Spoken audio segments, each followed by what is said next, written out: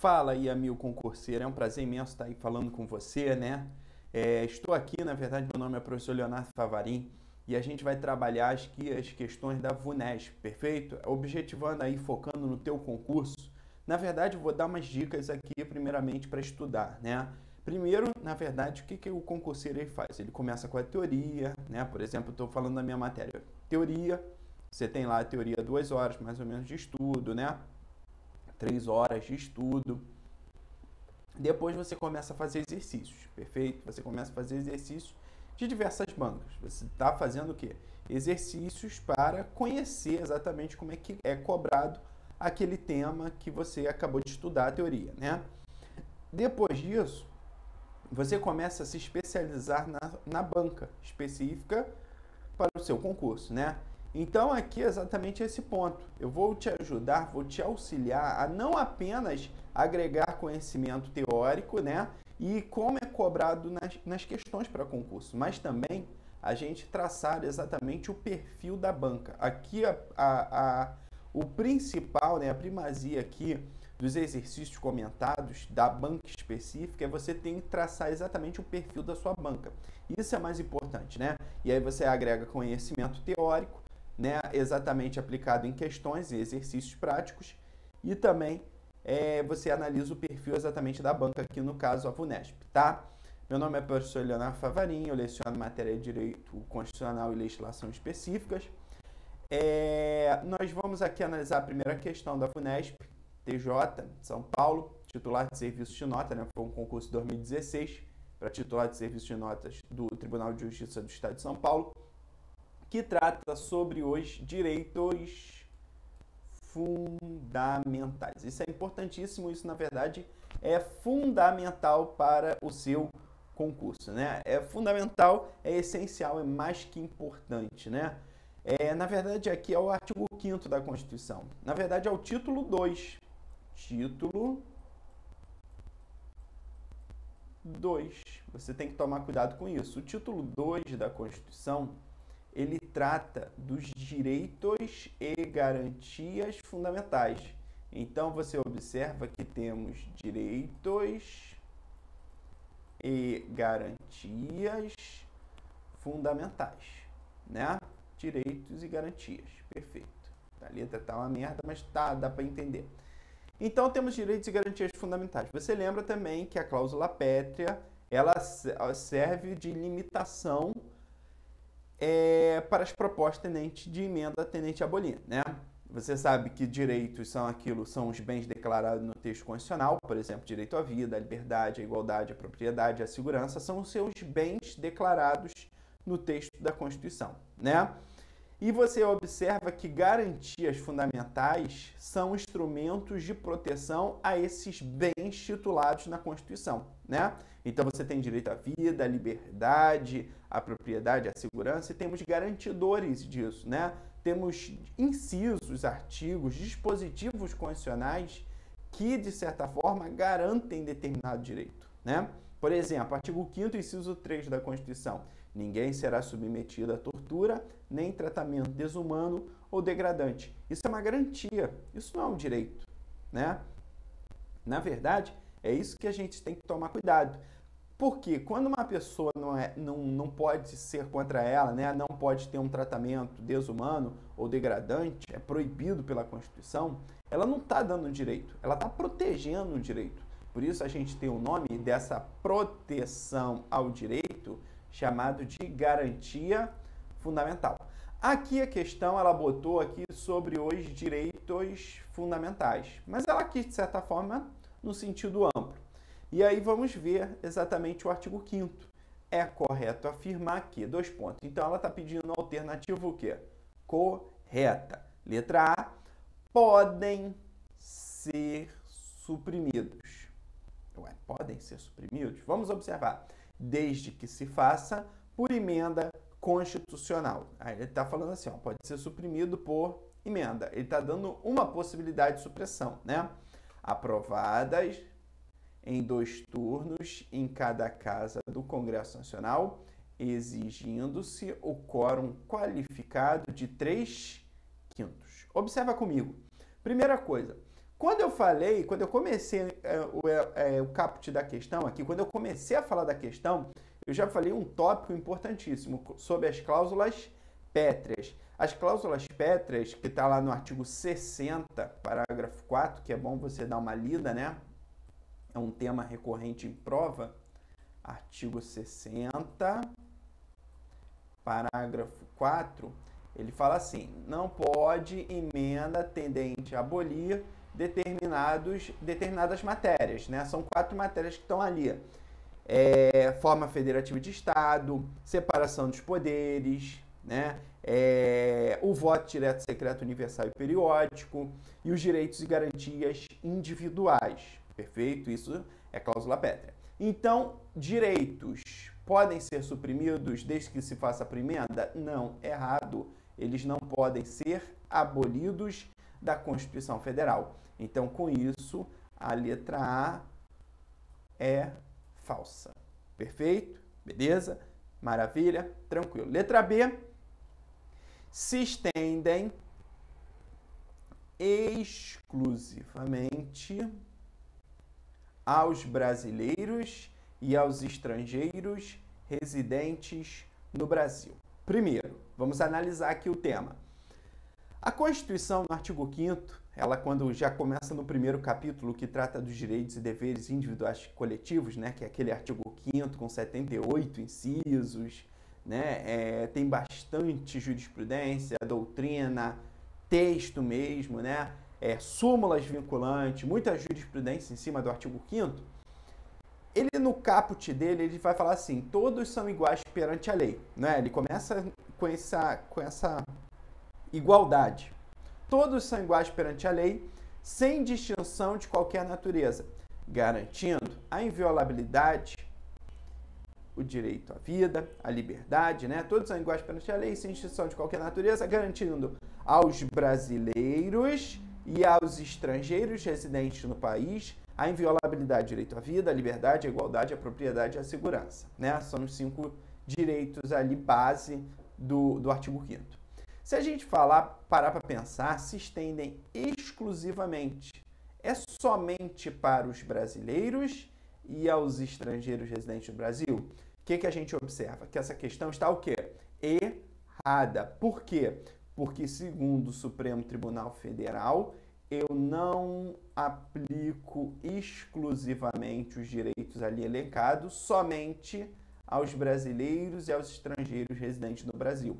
Aos demais estrangeiros que não estejam residindo, estiverem só em trânsito no nosso território, é aplicado determinados direitos. Todos, não todos, perfeito? Direitos políticos, de ação popular, realmente é proibido, né?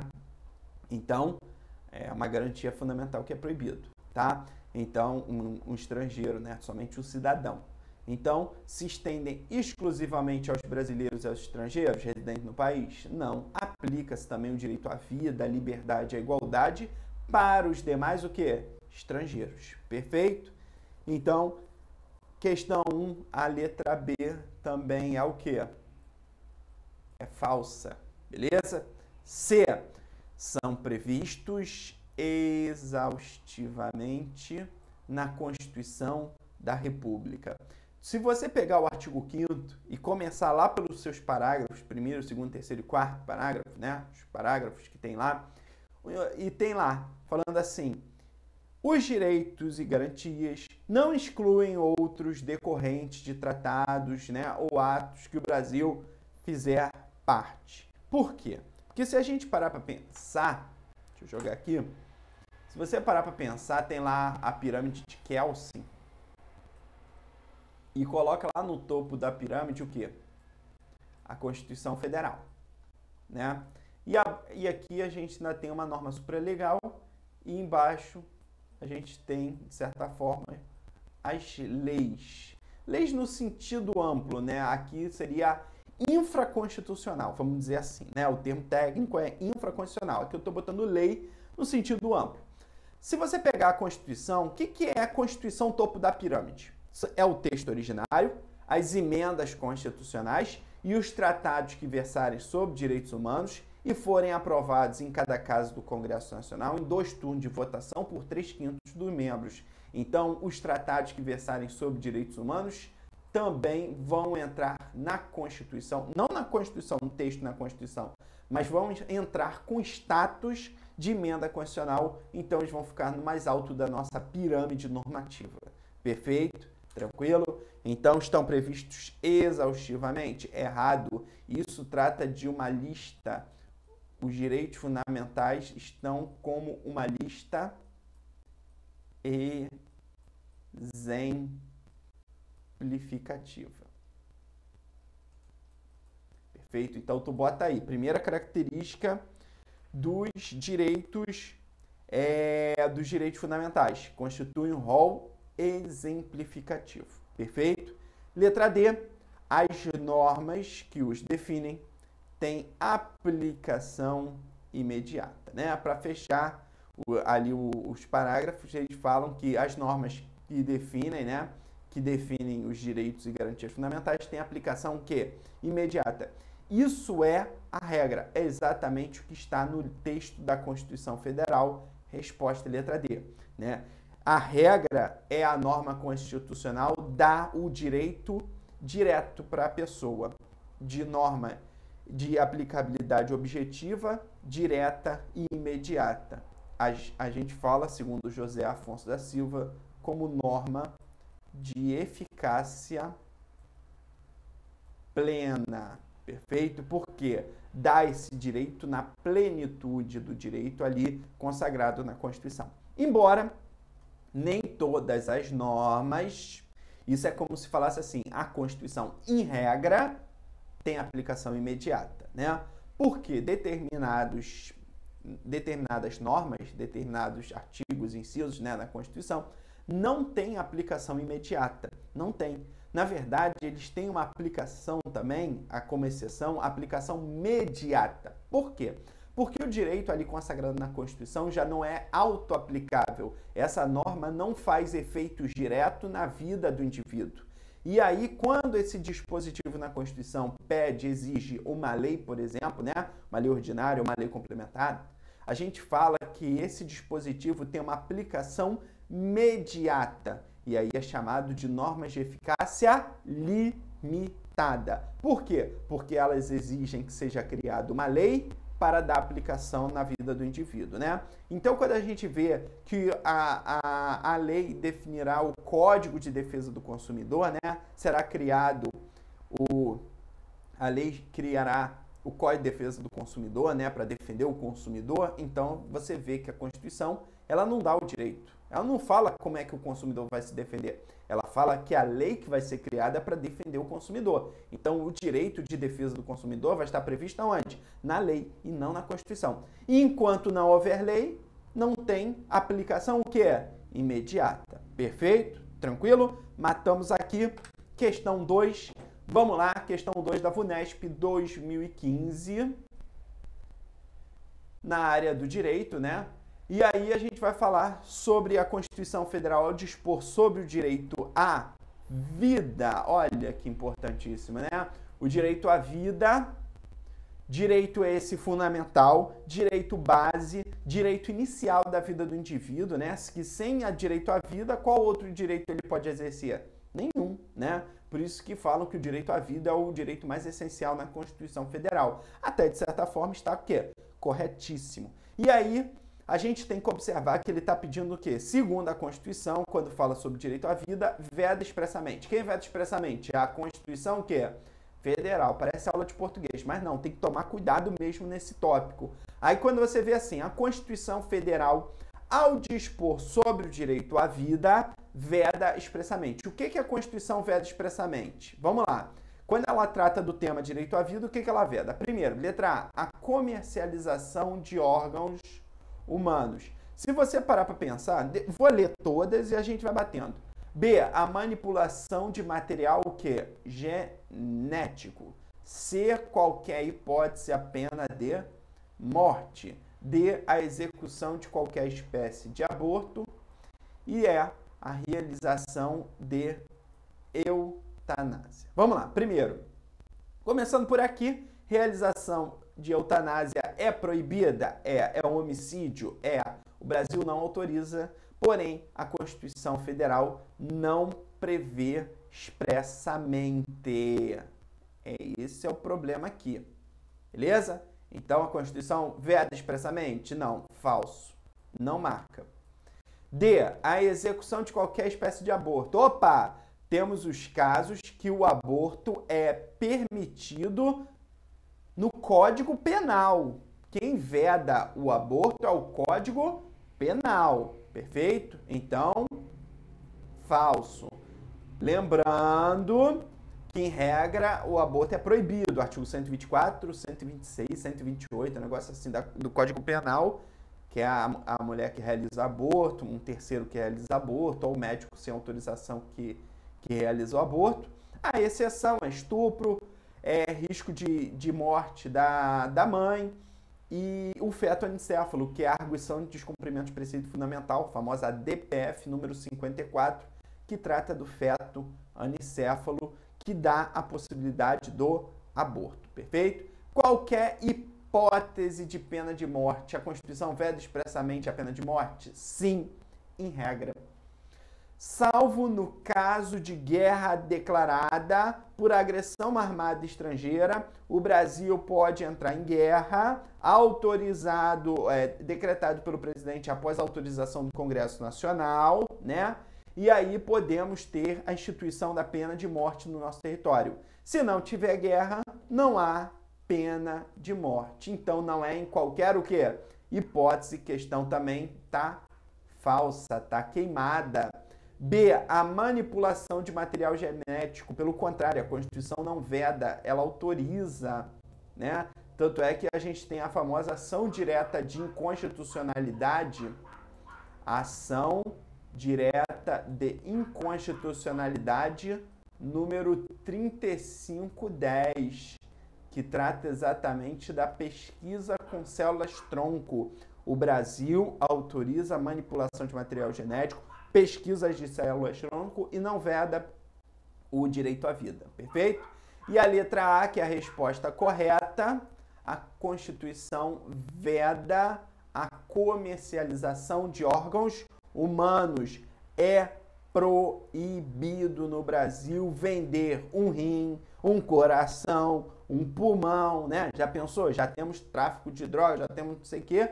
Tu imagina tráfico de órgãos humanos, né? Na verdade, de venda, o comércio. Já pensou? Lá no Mercado Livre, na OLX, vendendo um coração, um pulmão? Isso é proibidíssimo, né? Então, a Constituição veda expressamente protegendo o direito à vida, porque senão, meu amigo, vão matar para roubar os órgãos, né? Então, fechamos por aqui, beleza? Maravilha, fechamos aqui a questão número 2. Vou fazer rapidinho aqui a questão número 3, né? Questão número 3, VUNESP 2016, Prefeitura de São Paulo, analista fiscal. Considerando o que estabelece a Constituição Federal a respeito dos direitos, garantias fundamentais, é correto afirmar que todos podem se reunir pacificamente, sem armas, em locais abertos ao público, desde que, agora a gente vai ver quais são os requisitos para o direito de reunião. Vamos lá. Não frustrar outra reunião anteriormente convocada para o mesmo local. É um requisito? É. Sendo, todavia, exigida a prévia autorização da autoridade competente. Errado. Exigindo-se, né? Independente de autorização. Apenas depende da comunicação. O requisito não é autorização. O requisito é a comunicação à autoridade competente. Perfeito? Então, essa letra A está falsa. Letra B. A casa é asilo inviolável do indivíduo. Ninguém nela podendo penetrar sem o consentimento do morador, salvo no caso em flagrante delito ou desastre, ou para prestar socorro, ou durante a noite, não, por determinação judicial. Errada a letra B, durante o dia, por determinação judicial.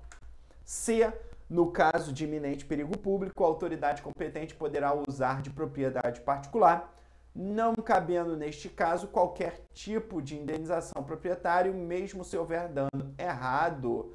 Não cabendo neste qualquer tipo de indenização. Errado. Cabe a indenização quando houver dano. Nos demais, não cabe indenização. D. As associações só poderão ser compulsoriamente dissolvidas ou ter suas atividades suspensas por decisão judicial. Não pode ter uma atividade suspensa por decisão administrativa, por processo administrativo, exigindo-se, no primeiro caso, compulsoriamente dissolvidas, o trânsito em julgado. Resposta é letra D. Maravilha? Atividades suspensas, basta o quê? A decisão judicial. Para ser compulsoriamente dissolvidas, decisão judicial com trânsito em julgado. Letra E. É assegurado a todos o acesso à informação e resguardado o sigilo da fonte quando necessário o exercício profissional, exceto nas hipóteses previstas em lei federal. Errado.